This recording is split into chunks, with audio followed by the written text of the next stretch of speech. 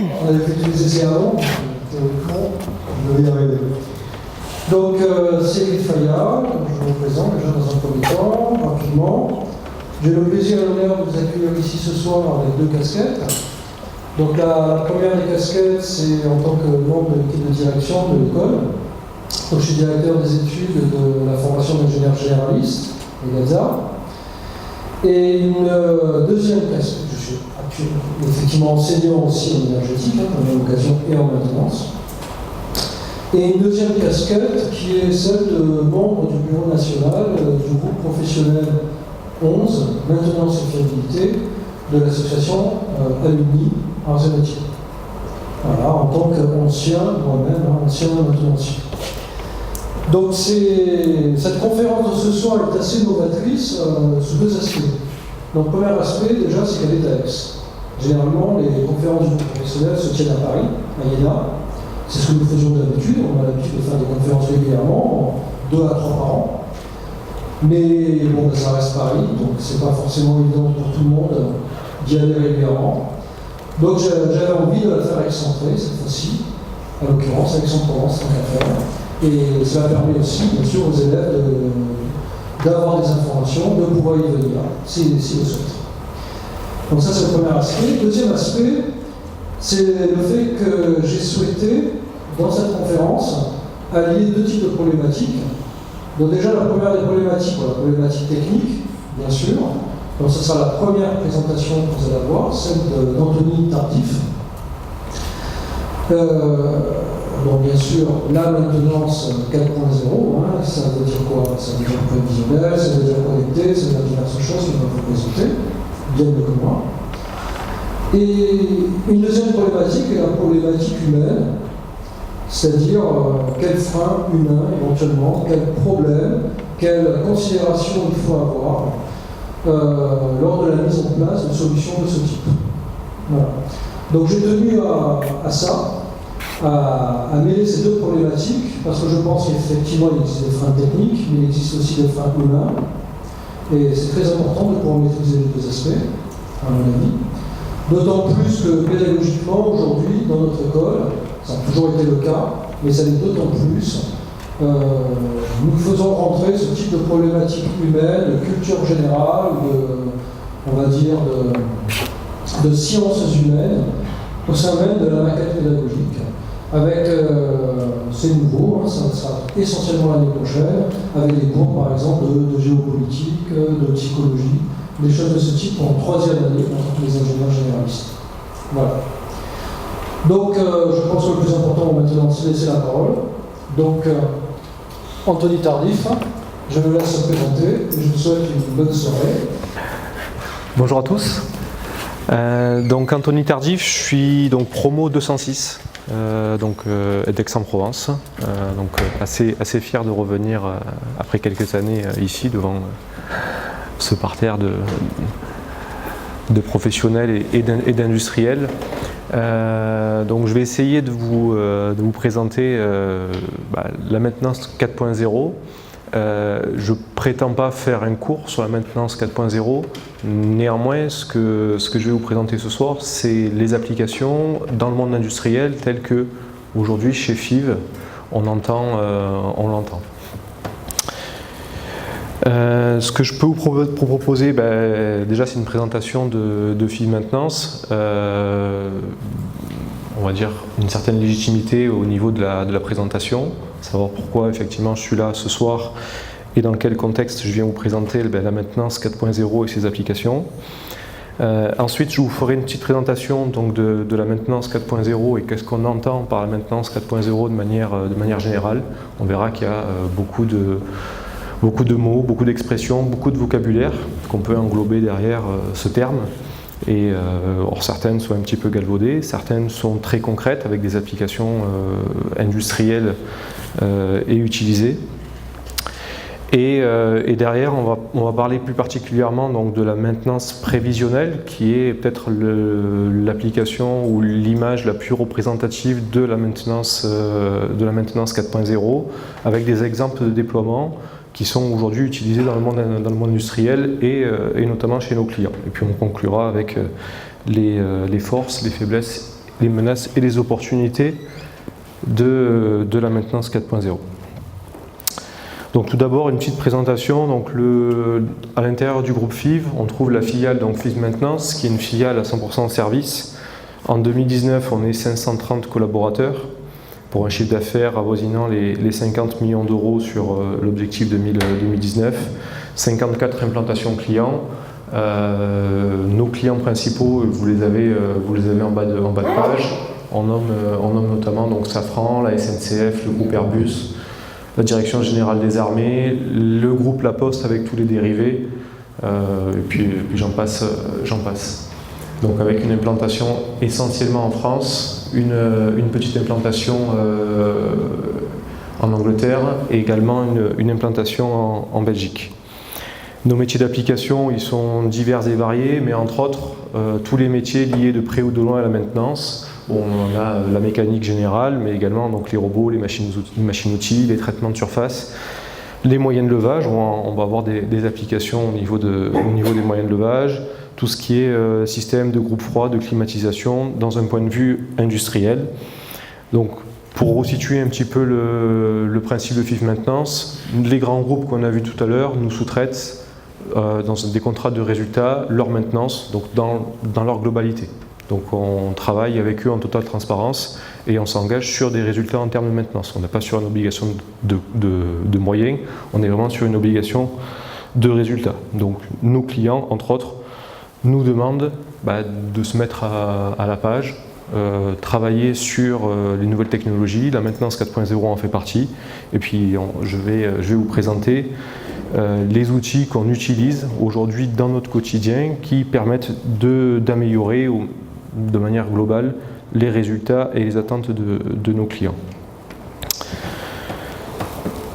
Au niveau de la maintenance 4.0, on a beaucoup de vocabulaire. Je disais tout à l'heure que certains sont galvaudés, certains sont usurpés, certains sont tout à fait concrets.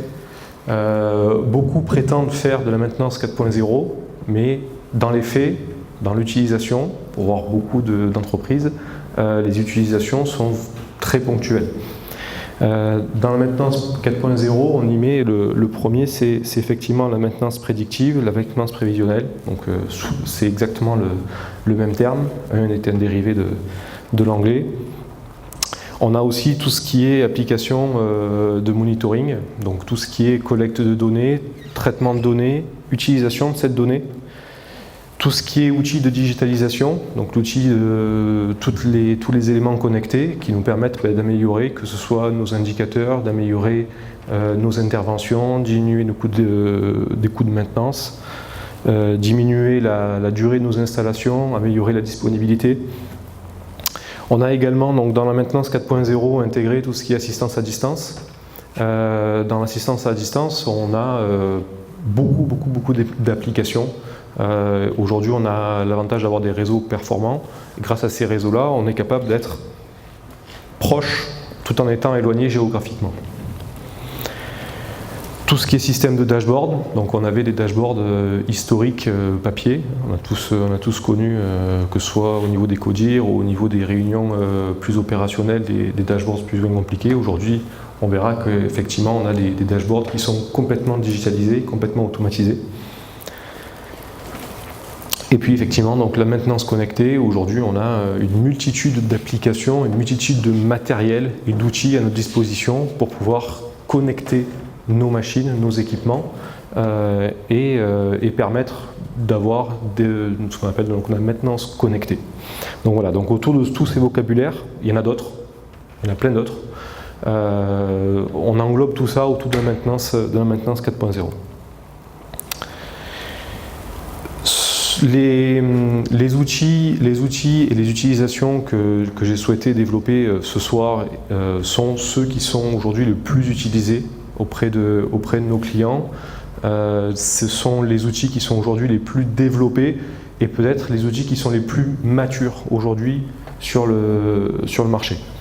En face de chaque outil, de manière assez simpliste, les gains potentiels. En tout cas, les objectifs de gain lorsqu'on déploie ces solutions. Donc chaque exemple sera illustré ensuite. Mais donc si on prend par exemple le cas des lunettes connectées, l'objectif effectivement c'est d'améliorer le MTTR, de diminuer nos coûts de déplacement. On est toujours dans des objectifs de gain en termes économiques ou de ressources. Ensuite, on verra ensuite la partie digitalisation, donc notamment avec tout ce qui est tablette connectée, les QR codes et l'utilisation d'outils digitaux. Là, le gain, pareil, on est sur une amélioration du MTBF, diminution des coûts, amélioration des conditions de travail, donc notamment sur les aspects humains. Ensuite, c'est toutes les applications autour du monitoring. Donc, on connaît effectivement les applications avec certains dashboards ou d'applications très manuelles, très manuelles. Aujourd'hui, on verra qu'on a la possibilité, peut-être le cas déjà chez vous, d'avoir du monitoring automatisé avec des remontées d'informations grâce à des capteurs, grâce à des systèmes complexes. Et puis en dernier, on verra des exemples assez précis de la maintenance prévisionnelle, qui est peut-être donc ce que je disais tout à l'heure, le point le plus singulier et on va dire l'application finale de la maintenance 4.0 avec tous les dérivés qu'on peut avoir et toutes les applications qui peuvent en découler. Et donc là, effectivement, on a une amélioration globale des performances machines, que ce soit en termes de coûts, de disponibilité et même de qualité. Donc, j'ai mis le point de suspension parce que clairement cette liste-là, elle est non exhaustive. Il y a plein d'applications aujourd'hui qui sont en cours de développement. Je ne prétends pas faire un cours sur la maintenance 4.0, mais vraiment de me focaliser sur les outils qui sont aujourd'hui utilisés, et en tout cas utilisés chez les clients que j'ai pu évoquer en introduction. Le premier exemple, c'est les lunettes connectées ou les smartphones.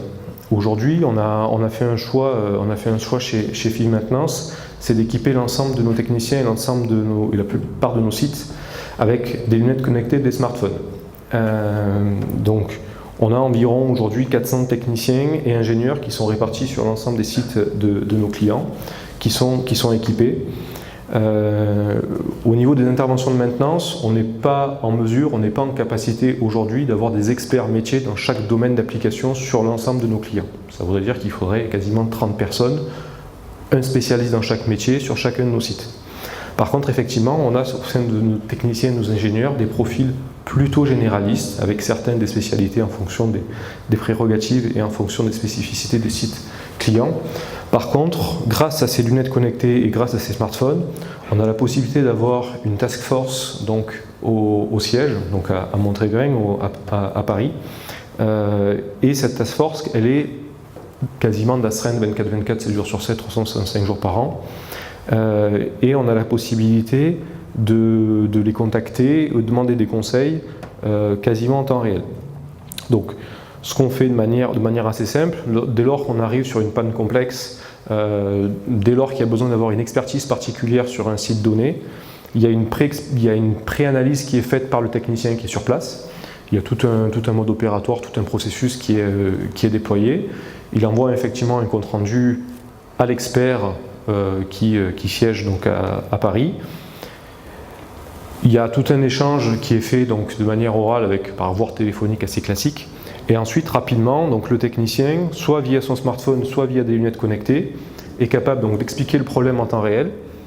La personne qui est sur Paris a l'image de ce que voit sur son écran, de ce que voit le technicien. En complément, il est capable d'indiquer les procédures à suivre, d'effectuer les tests à distance, et il est capable d'interagir directement avec le technicien qui est sur place. Donc il y a une réelle interaction et il y a un échange qui est réalisé. L'avantage des lunettes par rapport au téléphone, c'est effectivement le fait d'avoir les deux mains libres, mais concrètement, on va dire dans l'application et dans l'utilisation, on est à peu près sur les mêmes niveaux de performance. Après, il y a une histoire d'autonomie, il y a plein de choses, il y a des connexions. Le téléphone étant connecté en 4G, les lunettes, il y a une connexion annexe qui doit être faite. Mais voilà donc l'application. Donc c'est quelque chose qui est appliqué assez régulièrement. Comme je l'ai expliqué tout à l'heure en introduction, on n'a pas la possibilité d'avoir tous les corps de métier sur l'ensemble de nos sites. Et le fait d'être regroupé et d'avoir vraiment ces experts métiers sur Paris, on a la possibilité de résoudre la grosse majorité de nos problèmes. Je dis pas, on n'est pas sur une totalité, on n'est pas sur 100%. Il y a toujours le côté contact et le ressenti des activités de maintenance. Mais c'est quelque chose qui fonctionne très bien et effectivement en termes de coût, pour ceux qui sont sur du multisite, vous en savez quelque chose. On est vraiment on diminue de manière assez drastique les coûts sur ces activités-là. Le deuxième exemple, c'est la digitalisation. Donc j'ai pris le cas de notre centre d'usinage. Sur le centre d'usinage ou sur une machine, on inscrit des QR codes. Ces QR codes sont directement reliés soit à la GMAO, soit à des outils de digitalisation. Le technicien de maintenance, quelle que soit l'opération qu'il a à mener, il vient avec sa tablette. Il vient scanner le QR code sur sa machine. Sur son QR code, il a la capacité d'avoir directement sur sa tablette les gammes de maintenance, quelle que soit la périodicité. Il est capable d'avoir l'ensemble du plan de son plan de maintenance, les feuilles de traçabilité, donc à remplir directement, donc il n'y a pas une double, voire une triple saisie comme on pouvait avoir sur certains sites ou historiquement. Donc l'ensemble est digitalisé, il y a une communication qui est faite directement avec la GMAO. On a aussi la possibilité d'enregistrer donc les rondes avec un suivi et en termes d'accès, de facilité de saisie, on gagne un temps considérable. La deuxième, et qui est très importante lorsqu'on intervient sur une machine, notamment lorsqu'on a plusieurs équipes différentes, c'est qu'on est capable d'historiser sur cette tablette l'ensemble des historiques, que ce soit des pannes ou de la maintenance préventive. Donc quand une machine tombe en panne et que le technicien vient scanner, il a quasiment instantanément l'ensemble de l'historique de la machine, sur autant que saisie. Il peut avoir également l'ensemble de l'arborescence process. Donc lorsqu'il veut commander une pièce ou savoir s'il y a une pièce qui se fait au détail, il est capable de voir exactement. Lorsque la GMAO est reliée à un système de commande ou un ERP, on a même la possibilité de commander directement la pièce. On n'est pas obligé de revenir, etc. pour faire des devis, donc lorsque c'est enregistré. Et dedans, on a également aussi la possibilité de voir une AMDEC précise pour voir si effectivement la panne qu'il rencontre a déjà été analysée et il y a déjà des solutions qui ont été déployées. Cette même tablette, elle sert également à faire de la gestion de stock. Donc on parlait tout à l'heure d'AMDEC, on a un dérivé chez nous qu'on appelle AMDEC PDR, où on a effectivement une liste des pièces critiques à avoir en stock, et on se sert également de cette tablette connectée pour gérer nos stocks, les entrées, les sorties, les commandes. Il n'y a plus aucun échange papier, tout se fait de manière digitale. Et puis la dernière application, c'est que cette tablette-là sert de base de données. Dedans, on peut y intégrer donc les docs, les plans techniques, donc l'ensemble des documents qui sont nécessaires pour le technicien lorsqu'il est face à sa machine. Il n'y a plus d'aller-retour comme on a pu connaître entre le je vais trouver dans mes classeurs mes plans, je reviens sur un machin, finalement c'était pas le bon plan, voilà. Donc là, on a l'ensemble de la documentation à disposition. Donc on parlait tout à l'heure de MTTR, là clairement c'est un gain considérable dans la résolution des pannes. Ensuite, sur la partie monitoring, donc j'ai pris l'exemple d'un pont. Aujourd'hui, ce qu'on peut proposer, chez nos clients dans les ponts, c'est de monitorer donc, on va dire deux grandeurs, on va dire les grandeurs d'utilisation et les grandeurs physiques. Dans les grandeurs physiques, on a tout ce qui est vitesse de rotation moteur, intensité moteur, température, tout ce qui peut, lorsqu'il y a une utilisation anormale ou un risque de panne dans le futur, tout ce qui peut sortir, on va dire, de la valeur nominale. Mais également des grandeurs d'utilisation. On a tous connu dans nos sociétés, j'espère pas pour vous, mais je pense que vous avez des cas aussi, par exemple sur les ponts, sur les tirs au renard, ça arrive assez régulièrement sur les quais logistiques. Donc là, clairement, on a des enregistreurs et des inclinomètres sur chacun des ponts, où on est capable de dire, voilà, il y a eu tel opérateur qui a, entre guillemets, mal utilisé. Lors de la prochaine visite, on va plutôt se focaliser sur tel type d'équipement. Sur les payloads, on est capable de voir si effectivement la machine elle est utilisée toujours à 100% de sa CMU à 10%, et en fonction, effectivement, on est capable d'adapter notre plan de prévention, notre plan de maintenance. Et puis le dernier qui est aussi très important, c'est les taux de translation, les taux de montée. Généralement, sur un pont, on n'a pas tous les axes qui sont utilisés de la même manière, il y a souvent des axes qui sont plus utilisés que d'autres, et justement on est capable d'adapter notre plan de maintenance en fonction de ces utilisations. Donc effectivement, le game premier, c'est lorsqu'on sait comment utiliser le pont au quotidien et qu'on a cet historique au niveau du pont, on sait identifier plus rapidement les pannes ou les causes des pannes. Je pense qu'on a tous eu un retour de la production en disant pont HS, ok, mais c'est quoi le problème? Donc là, effectivement, lorsque l'opérateur n'est pas capable de détailler exactement ce qui s'est passé, comment, là on a l'historique en temps réel. On est capable de cibler aussi donc, les interventions de maintenance préventive. Je parlais tout à l'heure des taux de translation, des montées, des payloads. On est capable de voir quels sont les organes qui sont plus utilisés que d'autres pour cibler nos activités de maintenance. Faire du juste nécessaire, c'est-à-dire que le plan de maintenance prévoit toutes les 1000 heures de changer le moteur de translation, les galets, les axes ou le réducteur. Effectivement, si c'est moins utilisé et qu'on voit effectivement dans notre historique que c'est moins utilisé, on est capable de moduler les fréquences des changements de pièces. Et puis également aussi pour mesurer la productivité des installations et le taux de rendement globalement de l'installation. Donc ça c'est quelque chose qui est plus orienté production que maintenance, mais effectivement on a la possibilité de le faire avec ces exemples de monitoring.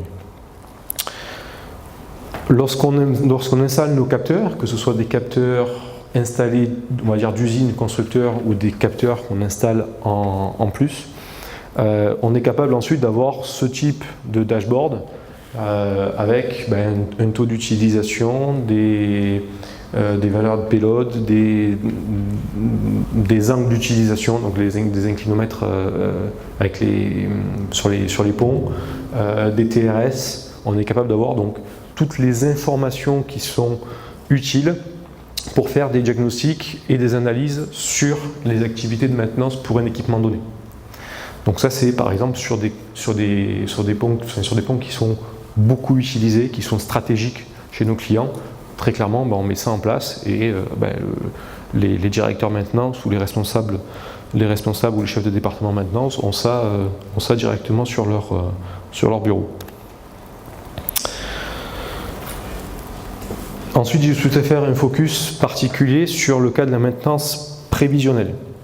On a aujourd'hui dans le groupe FIV l'avantage depuis 2017. Il y a une société qui a été créée, donc c'est la société FIV Cortex, donc qui travaille essentiellement donc avec nous, avec FIV Maintenance.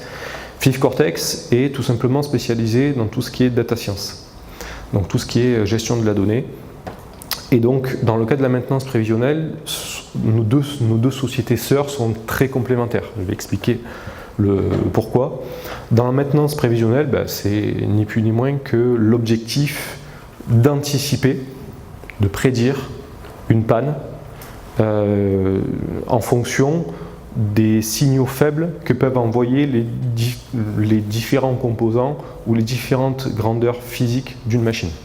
Donc c'est l'analyse de ces signaux faibles qui va faire en sorte, effectivement, par interprétation, par analyse, par expérience ou par modèle, et on va anticiper une panne pour pouvoir avoir le jour où effectivement on a la défaillance, c'est-à-dire un cycle, 2 cycles, 3 cycles après, 2 jours, 3 jours, 4 jours ou une semaine après, avoir la bonne personne, la bonne ressource, voire d'anticiper si c'est possible. Donc, dans le principe de la maintenance prévisionnelle, on a globalement deux métiers qui s'appliquent. Le métier de la maintenance, pour faire de la maintenance prévisionnelle, il faut connaître sa machine, savoir son mode de fonctionnement, connaître ses modes de défaillance, mais également tout ce qui est le traitement de la donnée et savoir interpréter ce que les chiffres vont remonter. Donc, dans notre phase de préparation, nous, dans notre analyse globale, lorsque nos clients nous disent voilà, on veut déployer la solution, donc une maintenance prévisionnelle sur telle machine, bon, déjà c'est quelque chose qui coûte, il faut savoir, relativement cher en termes de déploiement et en termes financiers. Donc on l'installe effectivement sur des machines généralement très stratégiques. La machine, elle est forcément dans son environnement. Donc aujourd'hui on se pose des questions sur qu'est-ce qu'on souhaite, quelles sont les informations que l'on souhaite obtenir de cette machine.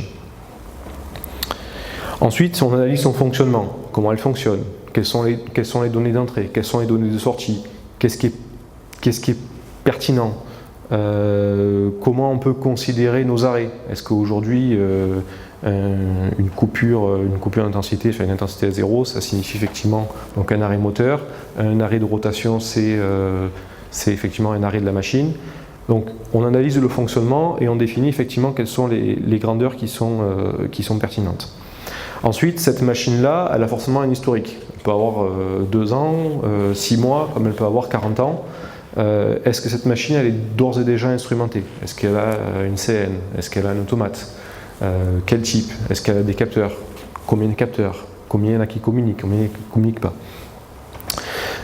Est-ce que ces variables elles sont mesurées en continu? Est-ce que ces variables elles sont efficaces? Est-ce qu'on a des valeurs de seuil, etc. Donc toute cette analyse-là, elle est faite effectivement par les maintenanciers. Ensuite, on se pose des questions si toutes, par expérience, est-ce que toutes les données qui sont pertinentes pour pouvoir attraper donc justement et capter ces signaux faibles, est-ce que la machine aujourd'hui elle est équipée de capteurs? Si ce n'est pas le cas, on a la possibilité d'en rajouter.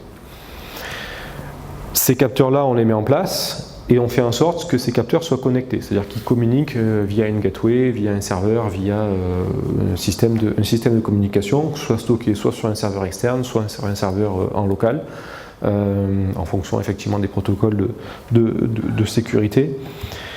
Et ensuite, on récupère ces informations. On récupère les variations, on récupère les états nominaux, on récupère les états dans lesquels il y a, on définit un état de bon fonctionnement, un état de mauvais fonctionnement, et on analyse les défaillances. Généralement, c'est une phase qui peut durer 1 semaine, 1 mois, 2 mois, en fonction de la complexité. Globalement, pour pouvoir proposer un modèle, il faut des pannes. On va dire, on ne fait pas notre boulot si on attend que les machines tombent en panne pour pouvoir prédire, mais malheureusement, sans panne, on ne peut pas définir de modèle. Donc il faut attendre effectivement que la machine tombe en panne pour pouvoir potentiellement voir qu'est-ce qui aurait pu anticiper, quels sont les signaux faibles en entrée ou en amont de la panne qu'on aurait pu anticiper. On récupère l'ensemble des données, on les traite, beaucoup de parasites, beaucoup d'informations qui ne sont pas forcément utiles. Plus il y a d'informations, plus c'est long à traiter, plus c'est coûteux. Donc on essaye de nettoyer au maximum ces informations. Ensuite, les data scientists, ils font leur job, ils prennent toutes ces données-là, ils créent des modèles mathématiques. On va avoir différentes solutions de modèles, machine learning, deep learning, il y en a plein d'autres. On essaye d'optimiser le sourcing. On essaye de faire en sorte que ces données-là soient les plus pertinentes possibles. Ça ne sert à rien de surveiller une donnée qui ne parle pas ou une donnée qui clairement va donner aucune information pertinente pour le modèle ou pour la prédiction.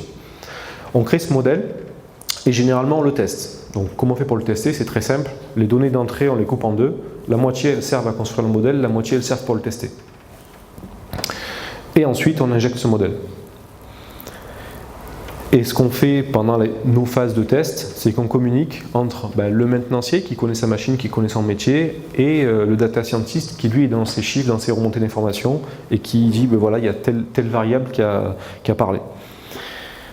Donc ensuite, on a tout ce qui est diagramme de propagation de panne. On a les variables d'entrée, les variables de sortie, les états de sortie. Et on essaye d'avoir des corrélations entre les différentes données. Quelle variable d'entrée va définir un état de sortie ou une valeur d'une variable de sortie. Et donc là, c'est tout le travail effectivement donc de l'ingénieur ou du technicien de maintenance en corrélation avec la valeur de données et les informations du data scientist. Donc un exemple de déploiement, donc ça c'est la partie théorique. Je vous ai affranchi des données et des performances des différents modèles. Et on va dire que j'essaye de regarder sur le déploiement et réellement de regarder quelles sont aujourd'hui des applications concrètes. Donc aujourd'hui on a quelques machines en France chez nos clients, on en a 2 chez Safran, on en a 3 à la Poste, on en a 2 à la SNCF, en l'occurrence c'en est une, sur lequel effectivement on a des modèles qui fonctionnent depuis un an et demi, et sur lequel on a des résultats plutôt probants, et sur lequel on arrive à avoir des anticipations à 24 heures à 95% d'efficacité. Le cas précis ici, donc c'est une machine qui est sur Lyon, c'est une départiculeuse. C'est une machine qui sert donc à purifier un fluide frigorigène qui sert à décontaminer les cartes électroniques que vous trouvez dans les trains, donc notamment tout ce qui est gestion de puissance de train, gestion d'alimentation au niveau des trains. C'est ce qui tombe souvent en panne quand on est en retard à Saint-Charles. Donc sur cette machine-là, donc il y a, comme on a dit dans la partie logigramme, on a plusieurs données d'entrée et plusieurs valeurs de sortie, et donc on a cette machine-là en analyse et en maintenance depuis maintenant 4 ans, et depuis 2 ans on a déployé cette méthode. Donc on a le schéma de principe, c'est un schéma tout à fait classique où on identifie en fait les grandes valeurs ou les grands groupes qui sont pertinents et qui permettent de définir un état de la machine. Ensuite on dégage effectivement donc les données d'entrée qui sont pertinentes. Donc là en l'occurrence ce sont des valeurs des données de sortie. Comme la température dans le dégazeur, la sortie au niveau de l'échangeur, la température de l'eau qui doit être systématiquement à moins 35, l'autre partie, donc un autre circuit où effectivement de l'eau de glycolée à moins 15, etc., etc. Donc toutes ces données-là, par expérience, on sait que ces données-là sont pertinentes pour définir l'état général de la machine. Et ce qu'on fait, c'est qu'on met toute une série de capteurs à différents endroits, et pendant une période donnée, donc là en l'occurrence c'était entre avril 2016 et mars 2017, on enrichit et on acquit de la donnée. On voit sur les différents graphes des modes de fonctionnement, le mode fonctionnement bon du premier coup. Donc on a une courbe. Et on voit effectivement qu'à certains moments, on a des modes de fonctionnement qui sont dégradés. On appelle c'est les fameux signaux faibles, où on a effectivement un mode de fonctionnement qui se fait, mais avec toute une série qui sont des fois invisibles à l'œil nu, invisibles même au technicien qui est devant sa machine. Par contre, les capteurs enregistrent ces événements, et généralement, ces événements-là qui peuvent paraître anodins, voire même invisibles pour celui qui est devant la machine, quelques jours, quelques mois ou quelques semaines après, ou quelques cycles après, on s'aperçoit qu'il y a une panne qui est sur le même circuit électrique, circuit de froid, etc. Donc tout l'exercice de la maintenance prédictive est d'essayer de rechercher justement ces signaux faibles et de pouvoir faire une corrélation entre ces signaux faibles et les états de sortie. Ensuite, une chose est très très importante au niveau de la maintenance prévisionnelle, c'est que plus on veut être précis dans le résultat, plus on veut avoir une précision dans quel est l'organe qui va être défaillant, et plus on risque d'être peu précis dans l'efficacité de notre prédiction. Très clairement, si on veut définir juste la machine, elle va tomber en panne ou elle va avoir un cycle bon, on va être bon du premier coup. Par contre, on ne va pas savoir. À part savoir de dire que la machine elle est en panne, bon, on ne sait pas où, comment, pourquoi, quels sont les organes qui vont être défaillants, etc. Par contre, si on veut commencer à dire on est sur un problème de prise d'air, on est sur un problème de vide, on est sur un problème de température, on est plutôt sur la partie électrique, on est plutôt sur la partie froid, on est plutôt sur une partie mécanique. Là, par contre, effectivement, on rentre dans une précision qui est plus importante. Par contre, effectivement, c'est beaucoup plus compliqué d'avoir un résultat précis avec une précision au niveau de l'état de sortie. Donc, toute la difficulté aujourd'hui de l'algorithme, c'est de faire un compromis, et aussi du coup, parce que forcément, on a une nombre d'informations à traiter qui est de plus en plus importante, c'est faire un compromis entre l'efficacité ou la précision de notre résultat, contrario, l'énergie, le temps et l'argent qu'on va y mettre pour pouvoir travailler dessus. Donc là, typiquement, on avait fait un choix, c'est d'avoir 10 classes d'état, une classe d'état fonctionnement bon.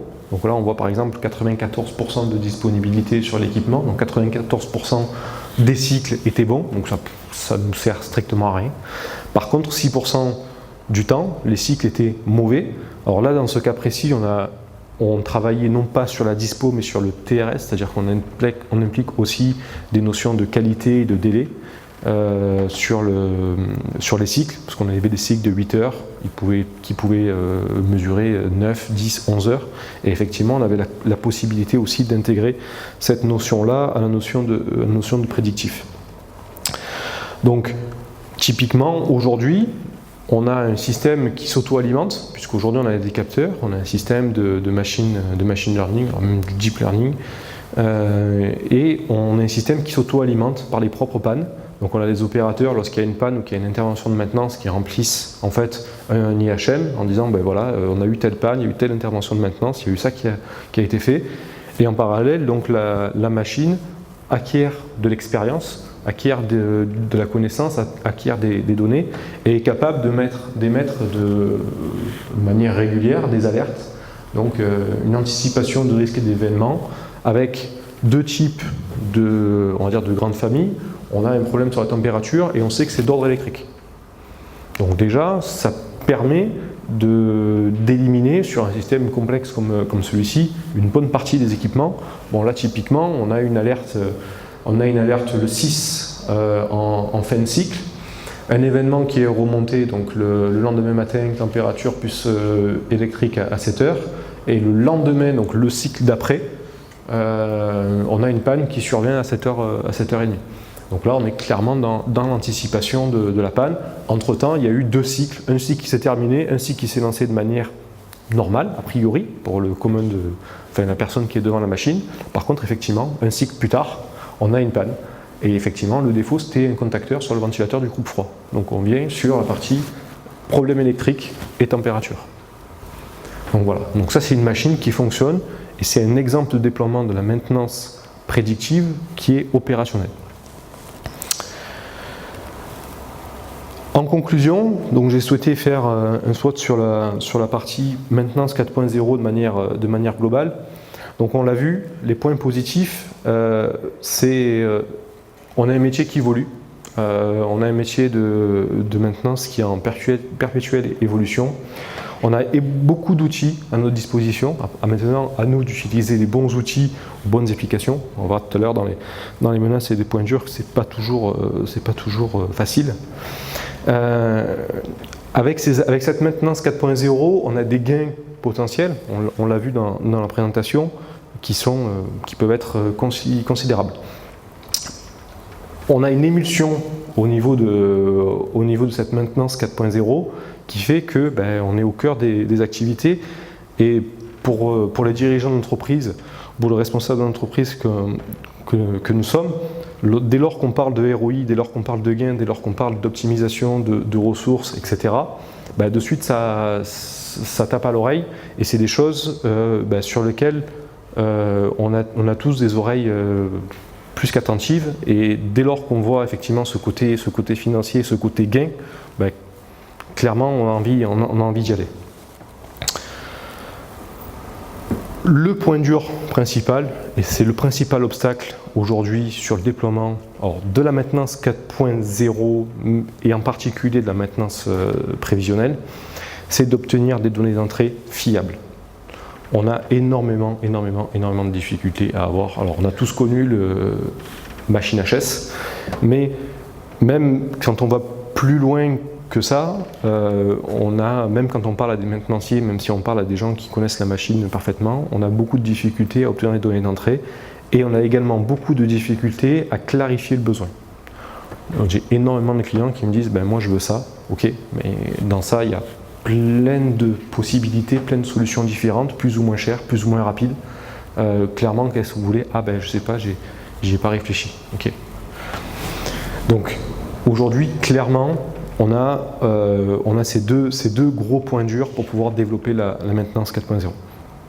La troisième point dur, et ça concerne quasi exclusivement la maintenance prévisionnelle, c'est qu'aujourd'hui on a des disponibilités en termes de ressources qui sont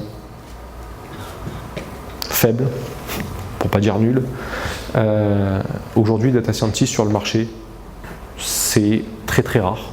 Alors nous, effectivement, on a la chance, entre guillemets, d'avoir une société sœur avec 6 data scientists dans l'équipe, dont un team leader.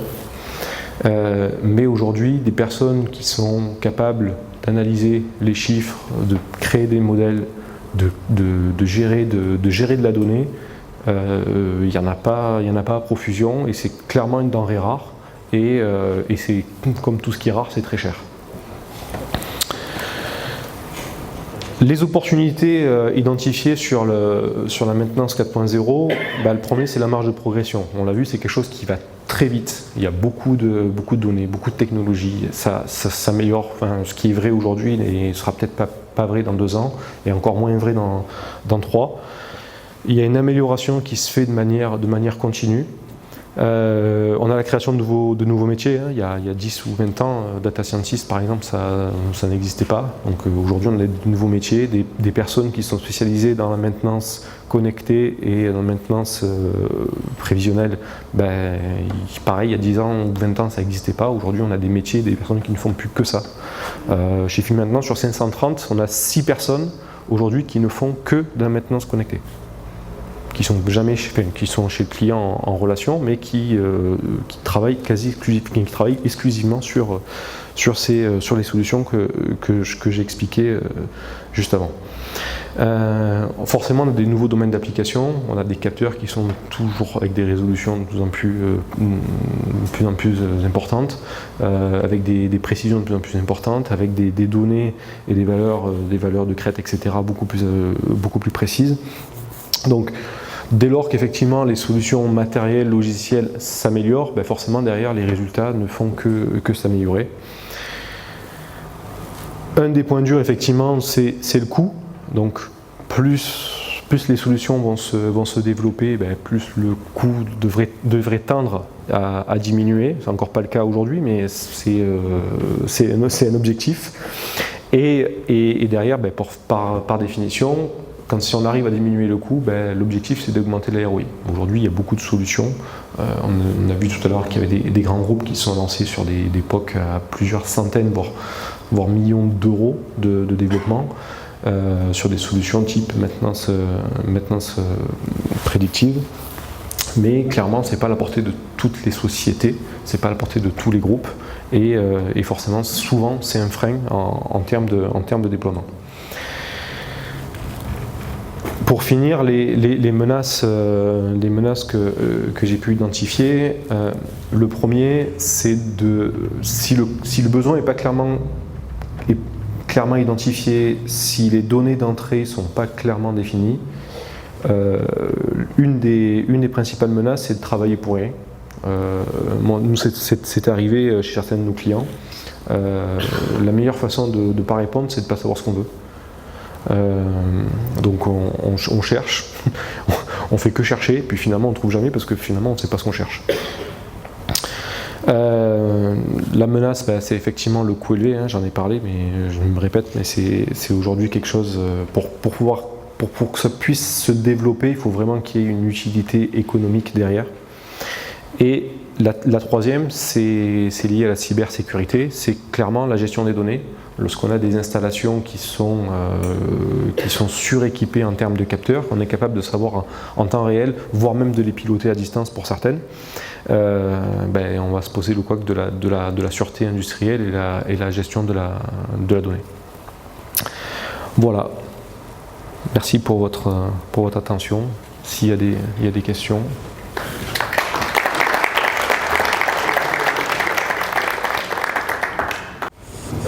Bonsoir. Alors, je suis ravie d'être là ce soir pour vous parler d'un sujet qui me tient vraiment à cœur. Alors, vous verrez, on est sur un autre domaine, on est dans le cadre de l'humain. L'humain qui nous préoccupe tous les jours dans nos entreprises, dans les changements, mais en fait pas que dans les changements, je dirais même au quotidien. Et en fait, je suis assez contente d'être là ce soir pour vous partager une série de réflexions que j'ai eues sur ce sujet-là. Parce que je vais vous parler de mon parcours d'abord. En fait, je suis ingénieure arts et métiers aussi, de CAIN 193, et je suis actuellement directrice de la supply chain chez WISeKey, dans le monde des semi-conducteurs. Et depuis le début de ma carrière, j'ai été confrontée à des expériences opérationnelles de transformation. En fait, ma première expérience était vraiment la réimplantation d'un atelier. Et avec tout ce que ça générait comme problématique auprès des ouvriers, enfin des opérateurs, à partir du moment où il y a eu l'annonce du projet. Ça a commencé comme ça. Puis, c'est pas que j'ai choisi d'être dans des environnements de transformation, mais il s'est trouvé que ma carrière, je l'ai faite dans des environnements de transformation permanents. Donc ce premier atelier, puis un de mes jobs, ça a été effectivement après de travailler concrètement sur l'implémentation d'outils de gestion et d'approvisionnement chez L'Oréal, donc cadre industriel, changement d'outils, changement de façon de fonctionner. Et puis après dans les semi-conducteurs, je suis rentrée dans un monde qui était assez changeant, avec un certain nombre d'opérations de rachat, revente, externalisation et autres, puisque je suis rentrée chez GEM+, il y a quelques années, et puis GEM+ est devenu Gemalto. Ensuite, je suis rentrée chez Atmel, qui a été séparée en plusieurs parties, dont une partie devenue Inside Secure, qui ensuite est devenue WISeKey, et qui a aussi fait des opérations d'outsourcing de sa supply chain. Voilà. Donc tout ça, en fait, toutes ces expériences opérationnelles de transformation m'ont beaucoup questionné. Parce qu'à chaque fois qu'on a été amené à faire des transformations, on a fait des réunions, on a essayé d'accompagner les gens, et malgré tout, malgré toute l'énergie qu'on a pu mettre dans les meetings, dans de l'information, dans de l'accompagnement des collaborateurs, il y avait toujours des gens qui râlaient, il y avait toujours des conflits, des mouvements sociaux, il y a eu des grèves, des tas de choses comme ça. Donc ça m'a beaucoup interrogée. Et je ne comprenais pas trop, il y avait des choses qui m'échappaient dans le comportement humain, parce qu'on nous apprenait quand même à faire des choses. On a eu quelques cours aux arts quand même de communication, de gestion aussi des équipes. Et ça ne marchait pas. La réalité concrète sur le terrain faisait qu'on avait beau faire ce qu'on avait appris, il y avait toujours des gens qui ne fonctionnaient pas. Je ne sais pas si vous avez déjà eu, vous, des situations, vous faites une réunion, vous y mettez du cœur, vraiment, vous essayez de le mener jusqu'au bout, vous avez l'adhésion de tout le monde, en tout cas vous avez l'impression d'avoir l'adhésion de tout le monde à la fin du meeting, puis vous ressortez de ce meeting, 2 heures après, il y a quelqu'un qui est dans votre bureau et qui dit non, je ne suis pas d'accord avec la solution qu'on a décidé tous ensemble dans le meeting. Voilà. Donc ça, ce sont des questions qui m'ont beaucoup interrogée, et j'ai voulu approfondir la connaissance de l'humain. Et ce qui m'a permis de le faire, c'est de reprendre des études en fait en éthologie humaine. Alors qu'est-ce que c'est que l'éthologie ? L'éthologie, en fait, on peut parler d'une attitude ou d'une discipline, c'est quelque chose qui est pluridisciplinaire. On va parler de sociologie, on va approcher la psychologie, on va approcher aussi la neurologie. L'objectif de cette discipline qu'est l'éthologie, c'est de comprendre les comportements, justement de comprendre les comportements humains, de comprendre l'humain en tant qu'espèce. Qu'est-ce qui fait qu'il est ce qu'il est? Qu'est-ce qui fait qu'il a tel type de comportement? Qu'est-ce qui fait qu'il a telle résistance? Qu'est-ce qui fait qu'on ne peut pas le changer comme ça? Et qu'est-ce qui fait que, ce qu'on étudie en éthologie, c'est comment il fait pour s'adapter justement au changement. L'objectif très clair de l'éthologie, c'est vraiment d'améliorer les relations entre les êtres humains. Il y a vraiment une éthique très forte derrière cette discipline. Donc concrètement, l'éthologie, pour boucler là-dessus, c'est on étudie en fait les comportements humains par de l'observation et des mesures quantitatives. Voilà. Mais je ne parlerai pas plus d'éthologie que ça ce soir.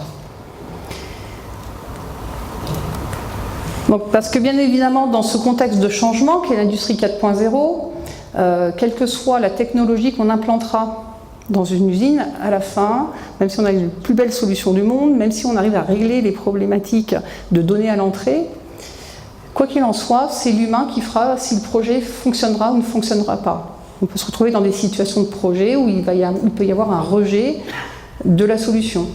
C'est ce qu'il y a de pire. On peut avoir investi du temps, de l'argent et implémenté un très très bon système et avoir des personnes qui vont l'utiliser à reculons, vont pas mettre ce qu'il faut pour justement aider à fiabiliser les données d'entrée.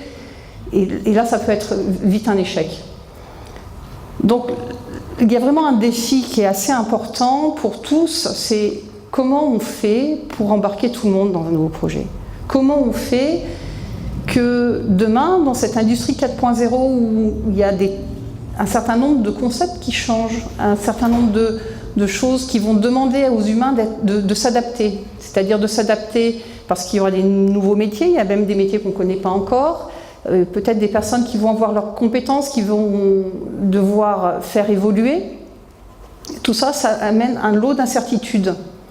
Et l'incertitude, l'humain en général ne l'aime pas trop. Et c'est l'une des problématiques majeures en fait des années à venir. C'est comment on va réussir, nous en tant qu'humains, à nous adapter à ces changements-là. Et puis plus précisément en tant que chef de projet, en tant que manager, en tant que personne qui allons travailler sur l'implémentation du changement, comment on peut faire pour accompagner au mieux nos projets sur l'aspect humain, pour qu'on ait un succès complet des projets, à la fois techniques et humains. Donc, ce dont je veux vous parler ce soir, c'est vraiment de vous mettre en lumière quels sont les mécanismes qui interviennent en fait dans les changements. On va parler de mécanismes biopsychophysiologiques, parce que dans les situations de changement, c'est ça qui s'active. Vraiment. Et puis, c'est pas une fatalité, une fois qu'on sait comment ça fonctionne, c'est certain que l'humain, on ne peut pas l'appréhender c'est pas une science exacte, on va pouvoir voir les mécanismes, on peut les comprendre, mais on ne peut pas forcément les contrôler. Sinon, ça serait vraiment une idée de toute puissance qui n'est pas le propos de ce soir. Néanmoins, en tant que manager ou de chef de projet, on a vraiment les moyens d'être, par notre posture, proactif, ou en tout cas, avoir une attitude qui peut permettre de favoriser, en tout cas mettre le maximum de chances de notre côté sur le fait que le projet puisse fonctionner. Alors avant tout, pour commencer, l'homme, en fait, c'est un être vivant. C'est de ça dont on va parler ce soir. C'est un être vivant et c'est un animal social. Alors, je vais enfoncer beaucoup de portes ouvertes ce soir, mais néanmoins, il y a une profondeur derrière chacun de ces concepts qui ont l'air d'être évidents. Tout le monde me dira, évidemment, l'homme est un être social. Mais vraiment, l'animal social que nous sommes, ça veut dire quoi? Ça veut dire qu'en fait, l'autre est nécessaire à notre survie. Alors, ça démarre quand on est enfant, mais ça va rester toute notre vie. Un bébé qui naît, un être humain qui naît au monde, s'il n'a pas une maman, il meurt. On a des cas de figure, qui ont été, en tout cas les psychologues qui ont étudié tout ça, on pu se rendre compte que dans les pouponnières d'après-guerre, il y avait des tas de bébés et puis on venait les nourrir. Alors ils étaient changés, nourris, tout allait bien. Mais il y avait un taux de mortalité qui était phénoménal. Et dès qu'il y avait un peu de l'attention qui était portée à ces nourrissons, qu'une infirmière passait un peu plus de temps, qu'elle le portait dans ses bras, qu'elle prenait du temps pour ses enfants, ceux-là, ils ne mouraient pas. Et c'est ça qui est très important, cette notion de l'autre nécessaire à la survie. Alors je vous parle de bébé, ça c'est flagrant, mais quand on est adulte, en réalité, ces mécanismes-là existent encore. Et alors comme on le voit, on peut s'en rendre compte, alors c'est beaucoup plus léger, hein, c'est-à-dire que si on n'a pas quelqu'un à côté de nous, on ne va pas mourir sur le champ. Néanmoins, si on se retrouve dans une situation, par exemple, à raconter quelque chose dans une réunion, et puis que personne ne nous regarde, que tout le monde a des visages impassibles, que tout le monde est en train de pianoter sur son ordinateur, en général, ça va générer de l'angoisse. Alors, on n'y prête pas trop attention, mais si maintenant vous y prêtez attention, la réalité, c'est que ça génère de l'angoisse, et chez tout le monde. Tout le temps. J'en ai eu encore un exemple ce matin, en fait, dans une réunion, au boulot, où quelqu'un sur la plaisanterie s'est retrouvé dans cette situation-là. Ça a généré une réaction en disant « Écoutez, j'ai dit une connerie ou quoi ?» Mais c'est ça, c'est ce qui va nous rester de cette notion de l'autre qui est nécessaire à notre survie. Alors on a aussi eu besoin des groupes pour se protéger. C'est assez important tout ça, on le reverra plus tard. Deuxième chose, cet animal social, en fait, il est soumis à des facteurs biopsychophysiologiques. Alors qu'est-ce que ça veut dire ça? Ça veut dire que, bon, on a beau avoir de la conscience, on a beau avoir des codes sociaux, au plus profond de nous-mêmes, on a des choses qui se mettent en marche qu'on ne contrôle pas.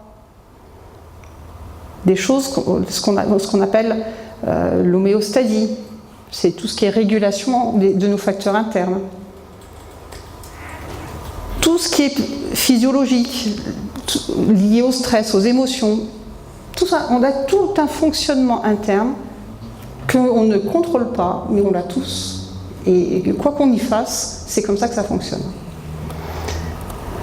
Alors, je vous montre une pyramide là, qui a été établie par Abraham Maslow, qui est un psychologue qui a été fortement repris en fait, souvent dans tout ce qui est présentation d'organisation, on va dire, ou de management, en disant il y a un ordre des besoins qui s'appuie d'abord sur les besoins physiologiques, puis la sécurité, l'appartenance, l'estime de soi, etc., etc. Et puis souvent, dans les formations, on insiste sur pour vos équipes, il faut donner du sens, il faut donner un certain nombre de directions, etc., etc. Et moi, ce que je n'aime pas trop, ce qui manque, en fait, quand on parle de sens, de direction, c'est qu'on est déjà en train de travailler sur les étages supérieurs. Alors qu'on oublie une chose fondamentale, c'est vraiment le côté physiologique et le côté sécurité. Et la physiologie, c'est quoi derrière? C'est tout ce phénomène homéostasique, dont on reviendra plus tard. C'est aussi tout ce qui est le fonctionnement du stress et des émotions. C'est primordial. Si on ne gère pas ça, si on ne laisse pas s'exprimer un minimum, on peut faire ce qu'on veut, on peut essayer de donner de la direction à nos collaborateurs. Si au préalable, il n'y a pas un respect de leurs besoins physiologiques, ça ne marchera pas. Puis la sécurité, comme on est un animal social, la sécurité, c'est être en relation. C'est pouvoir échanger les uns les autres dans des contextes qui soient corrects. L'idée, c'est pas je suis pas là pour faire de l'apologie du bonheur ou ce genre de choses. C'est pas du tout le propos. Mais d'être dans une relation authentique, vraie, parce que c'est de ça dont on parle quand on parle de sécurité. Quand quelqu'un est en stress, c'est l'autre qui va permettre, c'est la discussion avec quelqu'un d'autre qui va permettre, entre autres, de faire baisser le stress. Alors rapidement, l'homéostasie, ça veut dire quoi? C'est que notre corps, à partir du moment où il est soumis à un stress, un agent extérieur, il va se mettre en tension. Et puis il y a toute une gamme d'organes, ça c'est pas la peine d'y réfléchir, hein, c'est instantané. Il y a toujours une gamme d'organes particuliers qui vont aller dans un sens, c'est-à-dire par exemple le cœur va s'accélérer, il va y avoir une dilatation des bronches, toute une série en fait d'organes qui vont se mettre en marche d'une certaine manière. Et pendant ce temps, tout ce qui n'est pas utile à ça va s'arrêter. Par exemple, la digestion va s'arrêter. On n'a pas besoin, quand on est en stress, on n'a pas besoin de digérer. C'est pas le moment. Donc, ce sont uniquement les organes qui vont être nécessaires à affronter le stress qui vont être activés. Et l'homéostasie, ça consiste à ce que, une fois que tout le système qui a été activé dans le cas du stress, qui est le système sympathique, eh bien, on revienne à la normale par le rééquilibrage du système parasympathique qui va venir remettre la régulation des organes qui avaient arrêté de s'arrêter pendant un instant, le temps de gérer notre stress. Voilà. Ça, c'est un principe de base de l'humain. Ce qui est surtout important de retenir, c'est que ce sont des fonctionnements qu'on ne commande pas, et c'est comme ça que ça se passe. Du coup, quand on est dans ce fonctionnement qui est biopsychophysiologique, on a aussi on est soumis à ce qu'on appelle des émotions. Alors, je ne vais pas vous faire un cours très long sur les émotions, on pourrait passer des heures dessus, donc on n'a pas le temps là ce soir, mais s'il y a quelque chose à retenir, quand on est soumis à un agent stressant et extérieur, on va ressentir ce qu'on appelle une émotion. Et physiologiquement parlant, qu'est-ce que c'est une émotion ? Il y a une charge qui arrive, le corps se met en tension, c'est une mobilisation énergétique pour prendre une décision qui est d'agir, de fuir ou autre, et puis quand c'est passé, la détente, la décharge émotionnelle arrive. Une émotion adaptée face à une situation, c'est très court, c'est quelques minutes.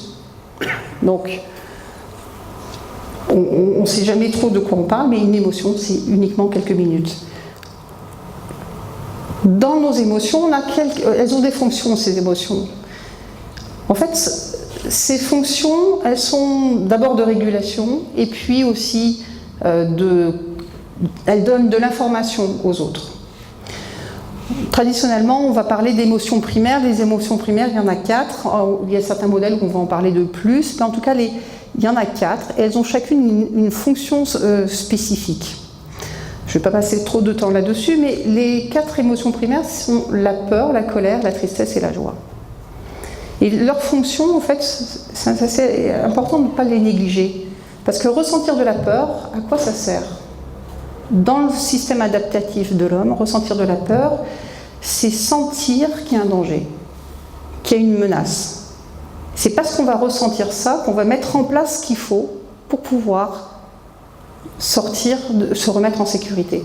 C'est vachement important la peur justement dans les entreprises, d'en avoir un peu quand c'est adapté. Je ne parle pas quand il y en a ni trop ou pas assez. Mais en avoir un petit peu, c'est ça qui fait qu'on va se dire « Ah tiens mince, par exemple, mon revenu n'est pas suffisant, donc on va anticiper des choses. » C'est parce qu'on ressent la peur qu'on va mettre en place des systèmes, par exemple, d'anticipation. La colère, sa fonction, c'est de se protéger. Alors encore une fois, je ne parle pas d'agressivité, je parle de la colère, une colère adaptée. Ça veut dire être capable de dire non, stop, c'est pas possible, c'est restaurer notre intégrité. Quand il y a eu une attaque par quelqu'un, c'est sain et naturel de ressentir de la colère. Une colère adaptée, ça ne fait pas beaucoup de bruit, c'est juste dire stop là, non stop, on arrête. La tristesse, en fait, c'est une émotion qui va accompagner les pertes et les changements, par exemple. C'est un moment où on a besoin de prendre un peu de retrait sur soi et pour avoir un peu de réconfort. Et la joie, c'est une émotion de partage pour fêter les succès. Elles sont intéressantes, ces émotions, quand on apprend à les ressentir à l'intérieur de nous pour pouvoir justement adapter nos comportements. Encore une fois, une émotion, elle est intéressante quand elle est adaptée. Quand il y en a trop ou pas assez, on est dans des cas de dysfonctionnement. Si on a trop de peur, on ne fait plus rien. Si on n'a pas assez, on se met en danger. Si on a trop de colère, c'est de la violence. Ça, c'est pas dans ce cas-là, la violence n'est pas une émotion adaptée, etc., etc. On peut le voir comme ça. Alors, ce qui est important à retenir dans tout ce qui est communication humaine et relations, c'est que quand quelqu'un s'exprime, il parle toujours de lui ou de quelque chose qui le préoccupe. Qu'est-ce que ça veut dire ça? Ça veut dire que si vous êtes dans une réunion et qu'il y a quelqu'un qui est en train d'avoir un accès de colère, quelqu'un qui va, même s'il vous dit, même s'il semble vous accuser, même s'il met beaucoup d'énergie contre vous, ce qui est intéressant de voir, c'est de faire quelques pas en arrière et se dire, mais cette personne-là, c'est pas moi qu'elle agresse. Elle est en train d'exprimer quelque chose d'elle, un mal-être. Plus quelqu'un est énervé, plus quelqu'un est violent, en réalité, plus il est en souffrance. Et à partir du moment où on commence à regarder les relations comme ça change beaucoup de choses. L'idée, c'est pas de se protéger des réactions des uns et des autres, c'est de faire quelques pas en arrière et de regarder ce qui se passe dans l'interaction. C'est quoi l'émotion qui est en train d'être exprimée? Je ne suis pas responsable de l'émotion des autres, nous, on est responsable des nôtres, mais qu'est-ce qui est en train de se passer? Je vous pose un petit peu des concepts comme ça, puis on va revenir après au changement. Une autre notion aussi, c'est qu'en cas de stress, donc une émotion adaptée, c'est une mise en tension, on se charge corporellement, et puis ça s'arrête au bout de quelques minutes. Sauf que dans nos sociétés modernes, où en général les émotions, on n'a pas trop le droit de les exprimer, puis souvent dans les entreprises encore moins, ce qui se passe, c'est que les agents stressants, il y en a tous les jours, notre corps se met en tension, et puis on y reste. La mise en tension, c'est vous avez par exemple une présentation à terminer dans 2 heures, vous êtes à la bourre, il y a une mise en tension corporelle, et on y reste. Et puis après on fait la présentation, ça se passe comme ça se passe, et puis après il y a encore un autre boulot à rendre pour notre patron, on est toujours en train de courir. Conclusion des opérations, on est en permanence en tension. Physiologiquement parlant, je reviens à mon premier slide d'homéostasie. On est en tension, qu'est-ce qui se passe? Il y a le système sympathique qui s'est mis en marche. Il y a toute une série d'organes qui est sursollicité et d'autres qui sont arrêtés. Si on ne veille pas à avoir une régulation émotionnelle en dehors du boulot, enfin peu importe les moyens, à un moment donné, notre corps s'épuise. Et c'est là qu'on voit apparaître les gens qui vont partir en burn-out, c'est là qu'on voit apparaître les troubles musculo-squelettiques, c'est là qu'on commence à voir des gens qui ont mal au dos, ce genre de choses. C'est la conséquence de stress non géré.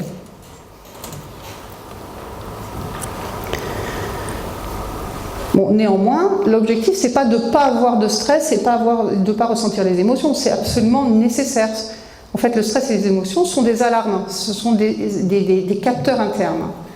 Par contre, ce qui est très important aussi à savoir, c'est que si on essaye de réprimer nos émotions, si on essaye de ne pas le ressentir, en fait, c'est complètement contre-productif. Ça active en fait un système où on va au contraire mettre encore plus sous pression notre corps. Alors que accepter que ça soit ça qui se passe, accepter qu'on puisse libérer de manière proportionnée, adaptée dans les lieux qui vont bien, toute cette gestion émotionnelle et ce stress, alors ça permet de revenir à des niveaux qui seront à peu près stables. Donc en conclusion sur cette partie d'introduction sur des généralités de biopsychophysiologie, ce qu'on peut retenir, c'est que les êtres humains, on est tous pareils sur ce plan-là. On va tous avoir ces mécanismes qui se mettent en place. Néanmoins, de par notre construction identitaire, c'est-à-dire de par notre éducation, de par nos histoires de vie, on va avoir mis en place des choses qui vont être un peu différentes. Chacun est différent, c'est-à-dire qu'on a tous des représentations des choses différentes, des rythmes différents, des niveaux de sensibilité différents et des besoins d'espace et de distance différents. Donc à la fois similaires et différents. Alors quand on arrive au niveau du changement, qu'est-ce qui se passe ? C'est que le changement, c'est une inconnue. Une inconnue, l'inconnu, qu'est-ce que ça génère chez l'être humain ? Qu'on le veuille ou non, ça génère de la peur. Mais ça génère de la peur adaptée. La peur adaptée qui fait que notre corps se met normalement en vigilance. On va réévaluer la situation. Qu'est-ce qui se passe ? On m'a appris qu'il y a un changement. Bon, il va se passer telle et telle chose. Est-ce que c'est viable ou pas pour moi ? Qu'est-ce que je peux prendre comme décision pour moi ? Est-ce que ça me convient ? Est-ce que ça ne me convient pas ? Qu'est-ce que je vais prendre comme décision derrière ? C'est normal d'avoir de la peur dans le changement. Ça serait même anormal qu'il y ait un changement qui soit annoncé et qu'il n'y ait pas de peur générée chez les uns et chez les autres. Et un changement, c'est aussi c'est une transformation, c'est-à-dire qu'on passe d'un point A à un point B. Et quand il y a une transformation comme ça, en fait, on a affaire à ce qu'on appelle un processus de deuil. Le processus de deuil, il est souvent connu dans le cadre de la perte de quelqu'un, mais en réalité, des processus de deuil, il y en a tous les jours. Tous les jours, on vit des processus de deuil. Dès qu'on change quelque chose, dès qu'on perd un portefeuille, la moindre chose anodine sont des processus de deuil. En fait, c'est un processus de transformation.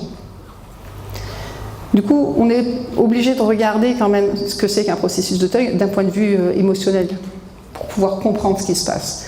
Parce que dans un processus de deuil, il y a 5 étapes qui ont besoin d'être traversées. En général, alors je vais vous les présenter les unes après les autres, la réalité c'est que c'est beaucoup plus rapide et puis beaucoup plus mélangé, hein. C'est pas aussi en série. Mais n'empêche que, à partir du moment où il y a eu quelque chose qui change, on rentre en général dans une première phase qui est le déni ou le choc. Non, c'est pas possible, j'y crois pas, j'ai peut-être mal entendu. Bon, après on réalise qu'on a effectivement bien entendu l'annonce. En général, il y a de la colère qui arrive.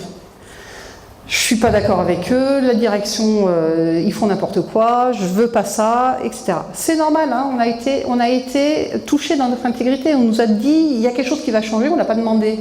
Ben, c'est normal, on a besoin d'exprimer cette colère, c'est cette protection. En général, derrière, on va essayer de négocier en disant bon, après tout, je n'ai pas trop le choix, c'est pas moi qui décide, mais peut-être que je peux essayer de négocier quelque chose. On passe dans cette phase de marchandage. On peut négocier, je suis d'accord de le faire, je le ferai, mais à condition que je sois dans telle équipe.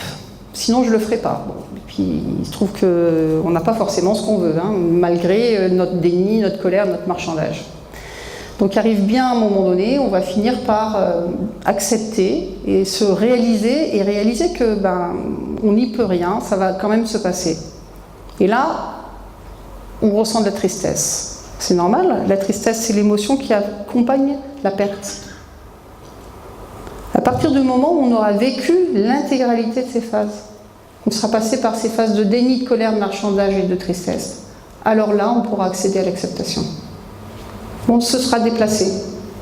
On sera passé de notre point A à point B. On pourra être en mesure de fermer la page d'avant pour ouvrir une nouvelle page. Alors la réalité est un peu plus compliquée que ça, hein, parce qu'en général, bon, à part le démarrage qui est le déni et l'acceptation qui sont à peu près marqués, colère, marchandage, tristesse, ça boucle. Hein, c'est un petit peu tout mélangé. Puis alors l'autre chose aussi, c'est qu'on est tous différents, donc on n'a pas tous le même rythme. Il y a des gens qui vont faire leur deuil en 1 heure, enfin je parle dans le cadre d'une transformation de société ou d'un nouveau projet. Certaines personnes en 2-3 heures ça sera fait, puis il y en a d'autres ça sera 5-6 mois. C'est normal, c'est normal. On n'a pas tous les mêmes rythmes. Donc en gros, qu'est-ce que ça veut dire accompagner le changement? En fait, ça veut dire accompagner les peurs et le processus de deuil. Je parle en termes de manager. Si on peut favoriser quelque chose, on peut vraiment avoir une action quand même dans l'accompagnement. On ne peut pas juste se dire, tiens, il y a des peurs, c'est normal, il y a du deuil, on va laisser comme ça. On peut vraiment avoir une attitude proactive de facilitateur. Alors, ça ne garantit pas 100% de la réussite ou de tout, puisqu'on n'a pas le pouvoir sur les autres, mais en tout cas, on peut favoriser ce qui peut être favorisé par une attitude. Alors ça c'était un petit peu pour plaisanter puisque je trouve que c'est quand même assez représentatif, c'est-à-dire que tout le monde est d'accord a envie du changement, hein. On rêve le changement, tout le monde est là pour avoir des idées sur le changement. Quand on commence à demander aux gens est-ce que vous êtes prêts à changer, est-ce que vous à changer, ça commence à être un peu plus compliqué, plus personne ne regarde vraiment en l'air. Et puis qui c'est qui veut leader le changement? C'est un petit peu plus compliqué, ça ne se bouscule pas au portillon. C'était une petite page d'humour. Donc dans cet accompagnement au changement, on va parler des freins bientôt, mais juste avant d'introduire les freins, je veux vous introduire une dernière notion de psychologie qui permettent d'expliquer pourquoi il y a des freins. Donc, on a notre processus, on a vu qu'on avait vu un processus physiologique de réaction au stress, qui est donc la mise sous tension du corps et puis la décharge derrière. L'homme, il a aussi tout un filtre conscient et inconscient qui passe par le cerveau et par la psychologie et qui va en fait analyser ce qui est en train de se passer pour lui quand il est sous stress. En général, il y a un modèle là, comme ça qui le décrit en fait en deux niveaux. En général, donc la première fois qu'on va être soumis à cet agent stresseur, on va faire une première évaluation. Se dire, est-ce que, donc là on se met en vigilance, enfin on reprend notre processus physiologique, c'est-à-dire mis sous tension, on est en vigilance et on se pose la première question, est-ce que c'est dangereux ou pas? Bon, si c'est pas dangereux, on va redescendre. Puis si on évalue que c'est dangereux, alors la notion de dangerosité pour l'homme, ça peut être aussi juste du challenge, c'est pas forcément qu'il y a un danger imminent de mort, c'est qu'il y a vraiment quelque chose ça peut être juste quelque chose de challenging. Bon, alors si on imagine, on voit qu'il y a quelque chose un petit peu délicat, on va rester sous tension. Deuxième évaluation, on va faire l'inventaire de nos ressources. Est-ce qu'on a ce qu'il faut pour pouvoir faire face à la situation ou pas? Si on en a suffisamment, c'est bon, on n'a plus besoin de rester dans notre phase de vigilance, notre émotion, notre stress va retomber et on est sorti d'affaire. Bon. Ça se corse si on se dit, mince, par rapport à cette situation-là, j'ai quelques problématiques. Je fais le lien avec l'industrie 4.0, on pourrait annoncer à quelqu'un qu'il va falloir qu'il change de métier, il ne sait pas ce que c'est, c'était quelqu'un qui était sur une machine avec un travail peut-être très manuel et on va lui demander de travailler sur de l'informatique. Puis c'est pas son truc, mince, est-ce que j'ai les ressources suffisantes? Peut-être pas. Donc là, le stress commence à monter, le niveau de stress est beaucoup plus important. À partir de là, l'être humain, il va encore, s'il a les capacités pour faire face, de manière consciente, il va faire ce qu'il faut pour pouvoir sortir du stress. Donc s'il le peut, parce qu'il a l'expérience, parce qu'il va se raisonner, parce qu'il va se dire tiens, j'ai déjà vu ça finalement dans le passé, même si je n'ai pas les ressources pour faire face, mais je sais que je peux m'en sortir. Donc de manière consciente, il peut faire quelque chose qui peut être de deux ordres. Soit il a la possibilité d'avoir une action sur la problématique. Alors imaginons, on est dans une société où on nous apprend qu'il y a un rachat, ça ne nous plaît pas, on peut toujours démissionner. Ça c'est un exemple. C'est j'ai une action concrète sur la situation. Ou alors, si on est le patron de quelque chose, on peut se dire, finalement, je ne le fais pas, ou enfin, en tout cas, en fonction de ce qu'on peut, du rayon d'action qu'on a, on peut décider de faire ou de ne pas faire. Ou alors, on peut relativiser et se dire, finalement, c'est peut-être pas si grave, et ça va nous aider, en fait, à dépasser la problématique.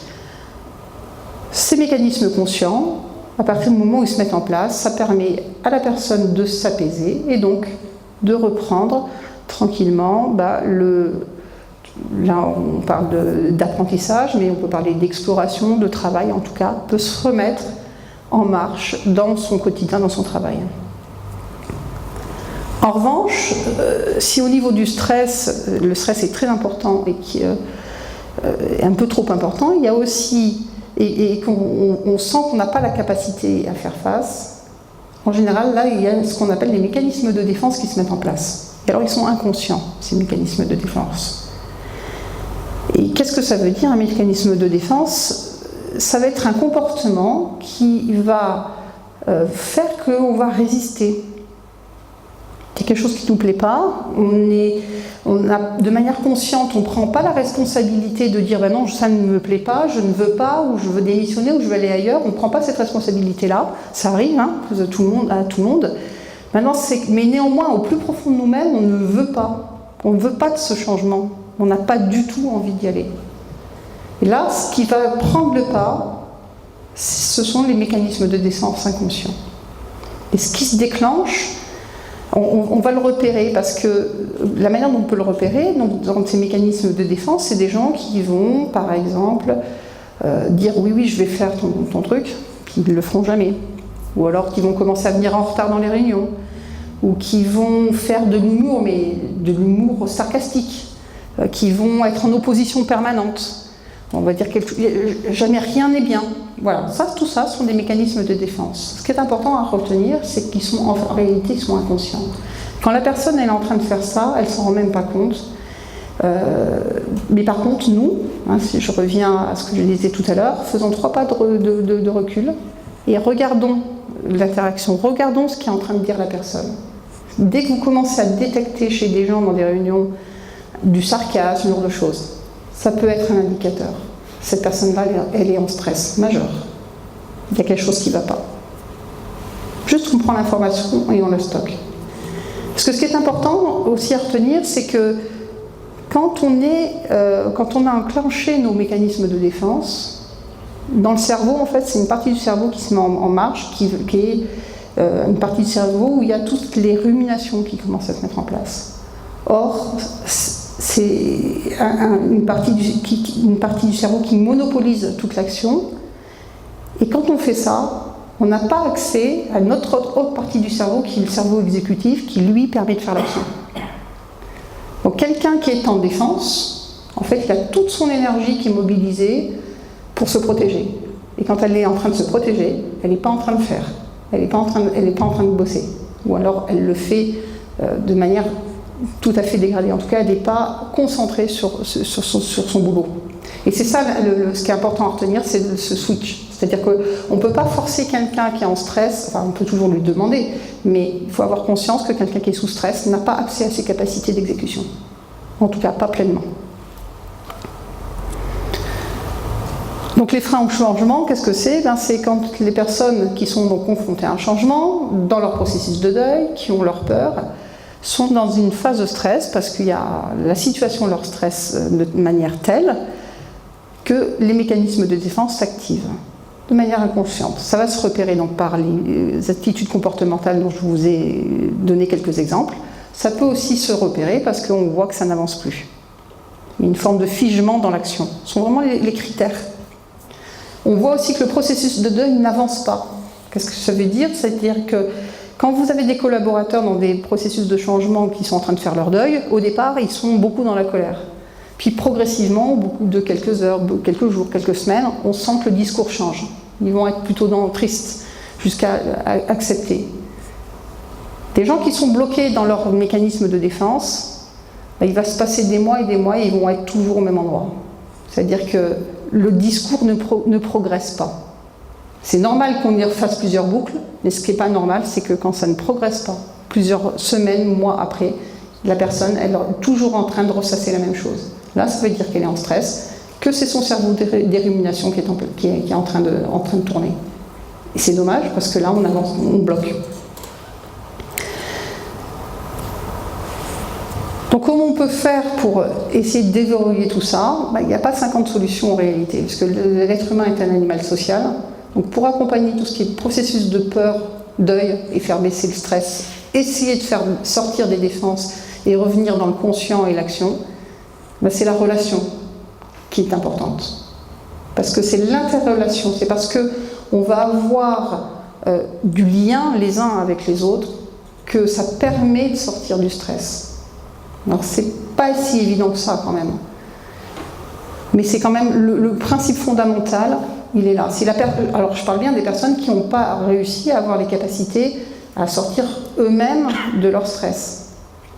Mais dans la population en général, en fait, dans les études que l'on fait, la capacité à sortir ou pas à gérer notre stress va dépendre de ce qu'on appelle le niveau de sécurité intérieure de la personne. Et grosso modo, on va dire qu'il y a 60% de la population qui sait absolument bien gérer tout ça, mais il y en a quand même facilement 40% pour qui c'est plus compliqué ou plus long. Et donc, autant vous n'aurez peut-être pas beaucoup besoin à vous occuper des 60%, mais les 40%, c'est eux qui vont demander un peu plus de temps. Alors qu'est-ce que ça veut dire prendre le temps de la relation ? Pour pouvoir justement aider les collaborateurs à sortir du figement et donc qu'ils se remettent en action, ça veut dire prendre le temps de l'écoute. Alors, il y a des techniques, là je ne vais pas le détailler, mais principalement, ça veut dire aussi écouter, faire de la reformulation active, ce genre de choses, mais l'idée c'est d'écouter au-delà du discours. C'est vraiment de repérer ce qu'il y a dans le comportement, où il en est de son processus. Est-ce qu'il est en stress, est-ce qu'il n'est pas en stress, pour voir s'il y a besoin d'agir ou pas. Ça demande d'accueillir ce que vit l'autre aussi. Les émotions, quelles qu'elles soient, positives, négatives. Hein. L'idée, c'est absolument pas d'être dans un monde où il n'y a que des choses positives. Dans un processus de changement, parfois, il y a des prises de décision qui ne plaisent pas forcément à tout le monde. Et on n'a pas forcément le choix. Ça peut être la survie de l'entreprise qui fait qu'on a pris telle ou telle décision.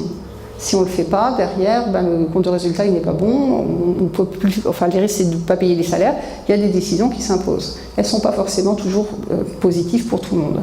Néanmoins, c'est extrêmement important d'accueillir ces émotions, de reconnaître que ce que vit l'autre, parce que si on ne le fait pas, c'est là qu'il y a un certain nombre de problématiques, et si on ne le fait pas, c'est là qu'il y a le risque, justement, que les mécanismes de défense se mettent en branle.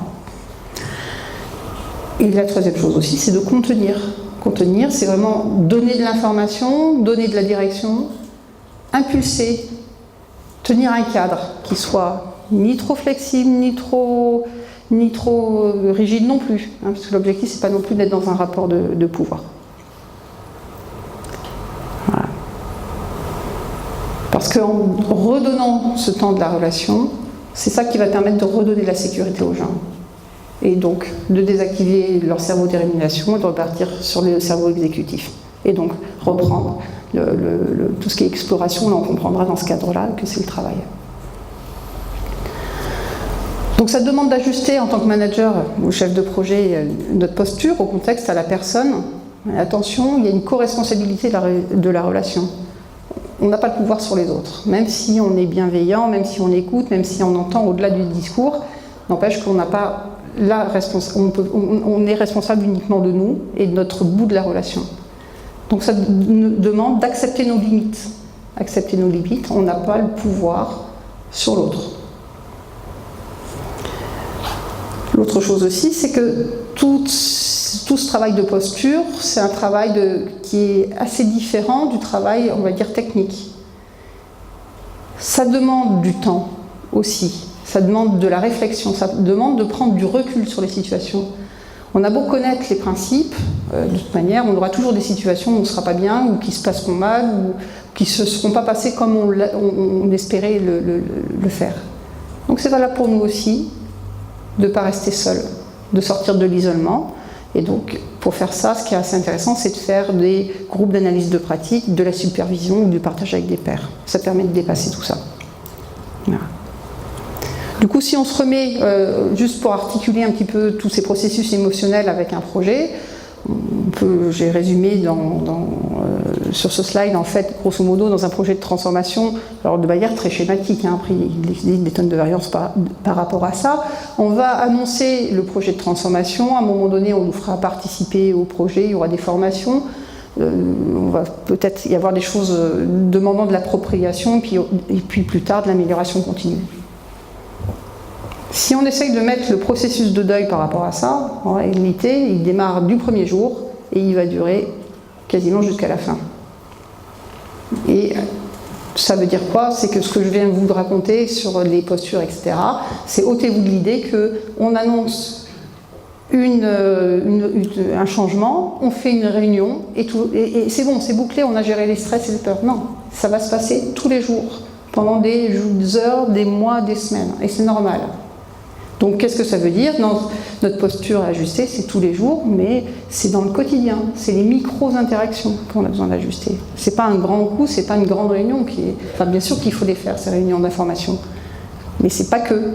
Ça va être vraiment le quotidien qui est important. Alors c'est quoi les risques si jamais on ne le faisait pas?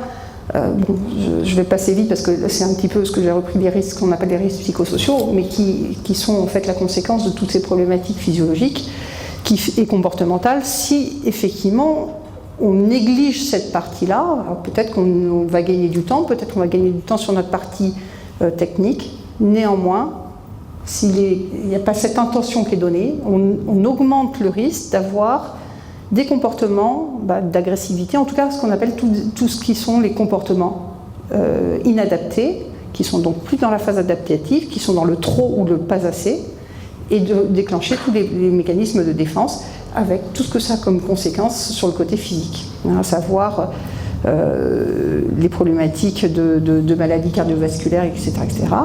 Et puis, du coup, c'est extrêmement désorganisant pour les organisations, puisque ça diminue l'engagement des personnes vis-à-vis de leur travail. Tout ce qui est solidarité peut être dégradé, ce genre de choses. Donc, ça a l'air de rien, ça, de dire prendre le temps de la relation, mais en réalité, les répercussions sont relativement importantes. Et c'est d'autant plus important à l'heure actuelle, en fait, dans notre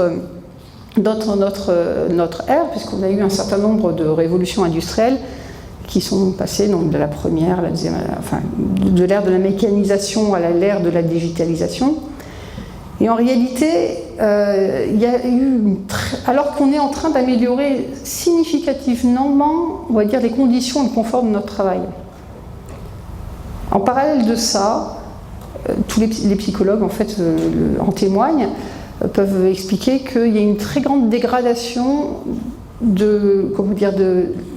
une très grande augmentation de la souffrance psychique des gens. Alors comment on explique ça ?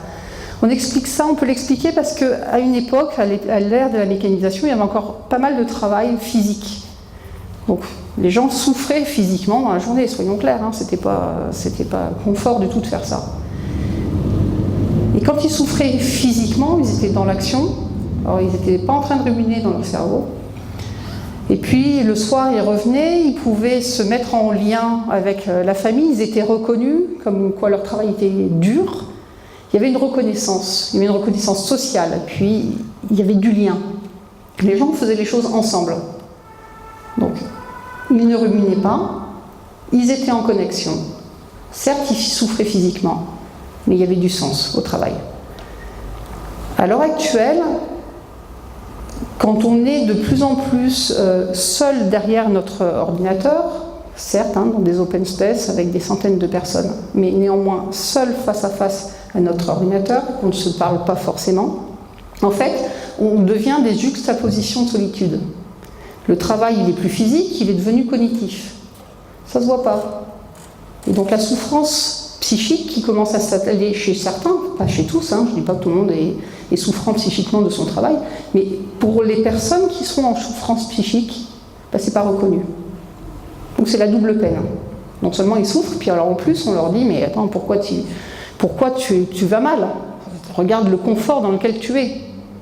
C'est la double peine. Mais c'est une réalité de notre société et c'est quand même assez important. En tout cas, le message que je veux porter moi ce soir, c'est n'oublions pas cette notion de relation parce qu'on a tous à y gagner. Que ce soit effectivement par rapport à la souffrance psychique, la limiter, et puis en plus, dans tout ce qui est accompagnement au changement, ça passe encore par la relation. Donc, en conclusion, ce que je voulais redire, c'est que c'est extrêmement important de prendre le temps d'une relation vraie pour la reprise des explorations.